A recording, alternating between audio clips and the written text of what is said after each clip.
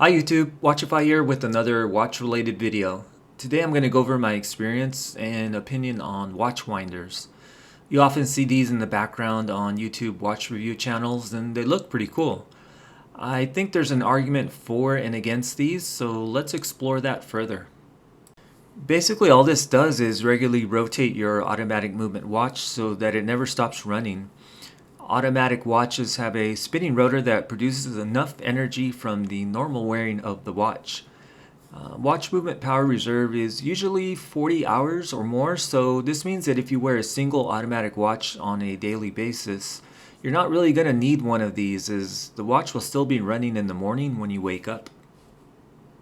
There are many different types of watch winders out there, from a single watch winder to larger ones that rotate several watches at the same time. Generally, a single watch winder is going to cost between $30 to $50, with multiple watch winders costing as much as $200 or more. It seems that the most expensive ones are made by a company called Wolf, with single winders starting out at over $300 and multiple winders costing thousands of dollars. I'm not sure what makes this brand's winders so expensive, but there must be something special about them that I'm not aware of. I got the one you see here from Amazon a while back and paid $43 for it. It's from a brand named Chiyoda, and I can see that the price has since risen to $76. I had gotten it because I own quite a few automatic movement watches, and some of them have older movements that do not have a hand winding feature. This winder has a dark faux wood finish with an acrylic display window, and the settings knobs are on the back. One knob controls the frequency of rotation from the minimum of 650 turns per day to a max of 2,448 turns per day. The other knob controls the direction of the rotation with options for clockwise, counterclockwise, and bidirectional rotation. There's an AC adapter input port, and underneath there's a dual AA battery compartment should you choose to not plug this into the wall for whatever reason. There's a hinged lid and a pillow inside for you to place your watch on. My experience with this particular winder has been generally good. It functions well and doesn't make that much noise.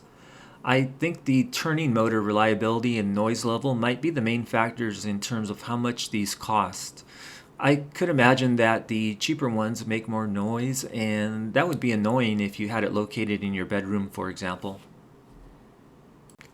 So in terms of why someone would need one of these, in my use case, I really didn't need to buy one.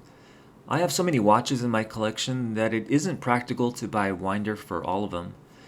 I think the ideal use case might be a situation where someone owns a couple watches, with the one not being worn being in the winder and therefore always running and ready to grab and go. In reality though, it doesn't take much time at all to manually get a watch movement running and to set the date and time.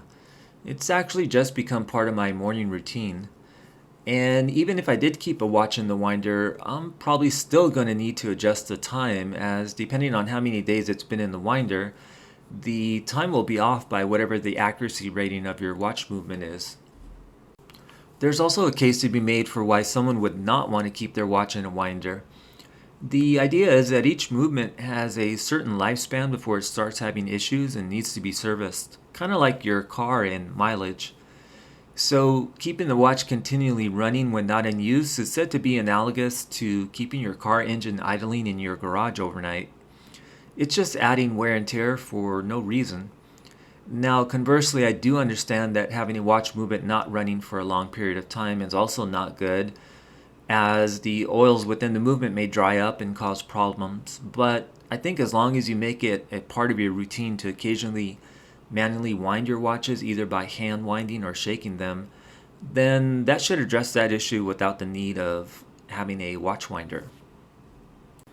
As a watch hobbyist, I was bound to purchase one of these eventually, but in reality, I rarely use mine anymore. As I mentioned, I think there are only a few limited use cases where purchasing one of these really makes sense. I'd be curious to hear your comments about owning a watch winder, so let me know your experiences with using one.